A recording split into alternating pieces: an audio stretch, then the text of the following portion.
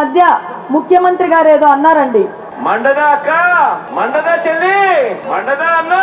మండదా తమ్ముడు. ఇప్పుడు నేను అడుగుతున్నా, అన్నం పెట్టే అన్న క్యాంటీన్ మూస్తే మండదా అన్న, ఒక పరిశ్రమ కూడా రాష్ట్రానికి తీసుకురాకపోతే మండదా తమ్ముడు, అంబేద్కర్ విదేశీ విద్య ఆపేస్తే మండదా చెల్లి, కరెంటు ఛార్జీలు 7 సార్లు పెంచితే మండదా అవ్వా, ఆర్టీసీ ఛార్జీలు 3 సార్లు పెంచితే మండదా తాత, చంద్రన్న ఇచ్చే సంక్రాంతి, రంజాన్, క్రిస్మస్ కానుకలు ఆపేస్తే మండదా పిన్ని, భూములిచ్చిన రైతులని కడుపులో కొడితే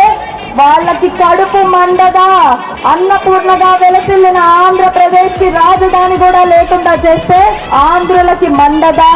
రోజుకి 18 గంటలు మన రాష్ట్రం కోసం కష్టపడి ఇంతమంది యువత భవిష్యత్తు కోసం నిరంతరం తపన పడే నాయకుడు చంద్రబాబు నాయుడు గారిని 53 రోజులు అన్యాయంగా జైల్లో వేస్తే మాకు మండదా.